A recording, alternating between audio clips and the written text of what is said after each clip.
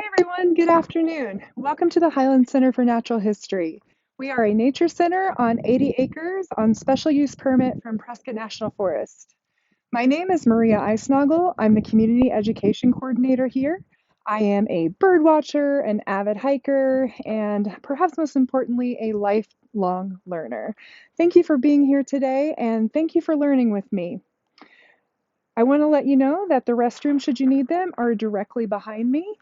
Please don't eat or drink during the presentation, but do fill up your water bottles and stay hydrated. You can do that at the Benson Family Nature Store after we're done.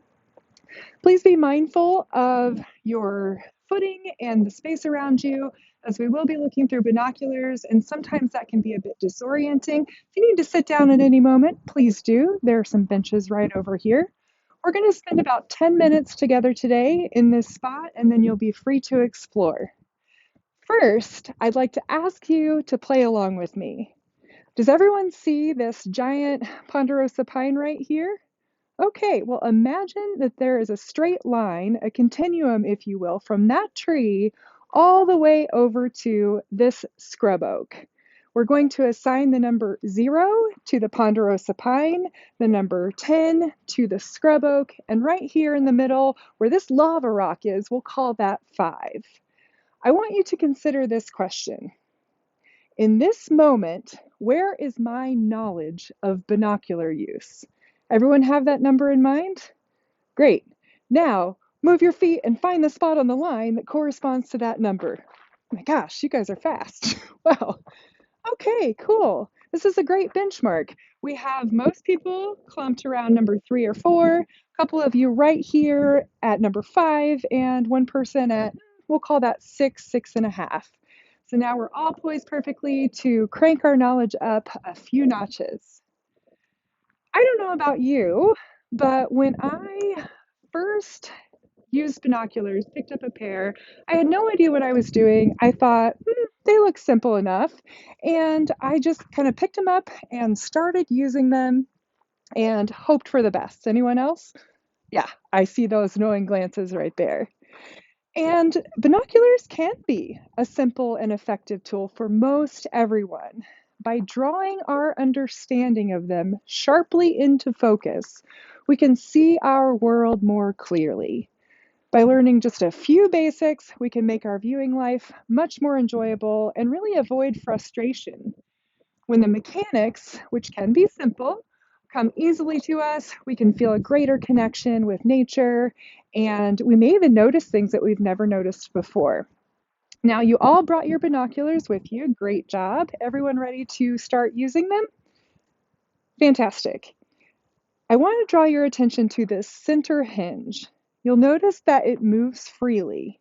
What you want to do is put the binoculars up to your eyes and adjust the center hinge so that the distance between the barrels of the binoculars matches the width between your eyes. So you'll want it to snug up to the bridge of your nose, but not too tightly. Cool. Everyone's got that. Now let's look at the eye cups. That's these plastic pieces that protect the ocular lens, which is the lens closest to your eye. The eye cups turn counterclockwise and they have 2 positions, up and down. And simply put, if you are wearing eyeglasses, you'll want to leave these rotated down. If you're not wearing glasses, you'll want to rotate the eye cups up. And that's simply because we want some sort of physical barrier between our eyeball and the lens that we're looking through, whether that's our glasses or this plastic eye cup. All right, now let's talk about these numbers. They aren't just for decoration. My numbers here in the center say 10 by 42. Who else has a 10 for their first number? I see a few hands. Anyone else have a different number? Somebody has 8, and I heard 12 over here.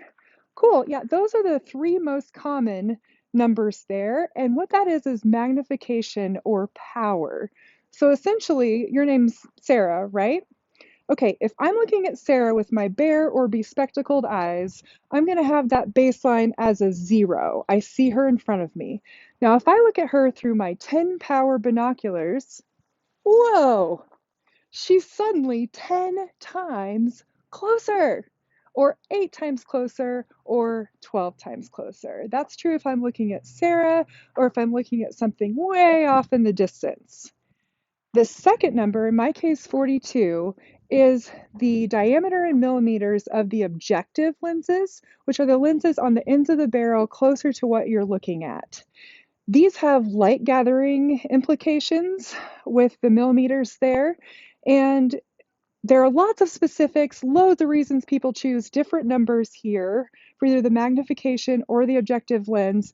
If you're interested in digging into those specifics, I encourage you to register for our half-day workshop next month or to consult with our friends at Jay's Bird Barn who are optics experts. But for our purposes today, we want to remember a couple of things. Bigger numbers don't always mean better, although they can. And generally, the higher the numbers, the larger and heavier the binoculars will be. That's an important consideration if you're a person who struggles to keep binoculars steady, which is very common. In that case, you might also consider using a tripod with either a scope or your binoculars fastened to it. If you are an individual for whom the weight of binoculars can feel heavy around your neck with a strap, I encourage you to invest in a harness like the one that I'm wearing. It evenly distributes the weight. It's the best $20 you'll ever spend, only slight exaggeration, and I picked that up at Jay's Bird Barn as well. Now let's go back to the binoculars. Let's talk about the focus wheel. We'll practice this in just a second, but what you need to know is the focus wheel does just what it seems like it might. It helps bring the object or location you want to look at into focus by turning it either way. All right, now let's pick a semi-still object in the distance. How about that raven perched on top of that pine tree? Okay, I want you to look at that raven with your bare eyes. Now bring your binoculars up to your eyes. Everyone have the raven in view? Now I'd like you to close your right eye and turn the focus wheel until that raven is a sharp image in your left eye. Show of hands if everyone's got that. Excellent. Now bring your binoculars back down for a second. Draw your attention to this ridged ring between the eye cup and the barrel on the right side of your binoculars. This is called the diopter ring, and a simple adjustment can make all the difference if you need an adjustment. We'll find out if you do. Now, that raven has been kind enough to stay put for us. Let's look at the raven again with our bare eyes. Now let's bring our binoculars up to our eyes. This time, don't touch the focus wheel. Close your left eye and see if the raven is still sharp in your right eye. If it is, fantastic. That means that your vision is roughly the same in both of your eyes. You don't need to adjust the diopter ring. If it's a little bit fuzzy in your right eye, turn that diopter ring ever so slightly until it is sharp in your right eye as well. Everyone got that? Show of hands? Fantastic. So that's it. That's a once and done adjustment. As long as you wear the same pair of binoculars and your eyes don't change, you won't have to adjust the diopter ring again. You'll just be able to bring objects into focus using the focus wheel. Pretty cool, right? Another tip is just what you did. Did you notice how we looked at the object with our eyes first, and then we brought the binoculars up to our eyes to be able to view it? That's important because you don't want to say, oh, I wonder what that bird is over there. Oh, no, where was that bird again? You'll end up getting dizzy, feeling silly, or all of the above. The exception to this is if you are scanning a hillside or a ridgeline for movement, which can be a good technique in some cases. All right, now let's take a moment. Let's vote with our feet again. Everyone remember our ponderosa pine tree at 0, that's right, our scrub oak at 10, and our lava rock at 5. Now, ask yourself the same question, where do I feel like my knowledge is now of how to use binoculars? We're gonna have your number, go. Gosh, you guys are quick. Wow, everyone's basically at the tippy top of the continuum. That is fantastic. In just a short amount of time, you should feel so proud. Everyone, give yourself a pat on the back, take a deep breath, and let's ask ourselves So what? Well, great question. Now, hopefully, we've seen that binoculars can be a simple and effective tool for most everyone. We've drawn our understanding of them sharply into focus, and we can see our world more clearly. We've learned a few basics, we can make our viewing life more enjoyable, and the mechanics are coming more easily to us. We might feel more connected to nature, or we might soon, and we might even notice things we haven't before.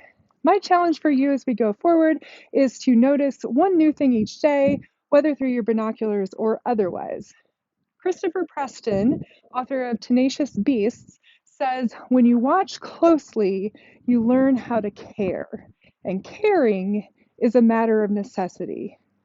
Thank you all for watching closely. Thank you all for caring. Thank you for coming today. I encourage you to hit the trails on your way out, do some exploring, write some cool sightings on our nature sightings board, and to practice your skills. And be sure to check out upcoming programs at the Highland Center for Natural History. Thank you all so much again. Happy trails.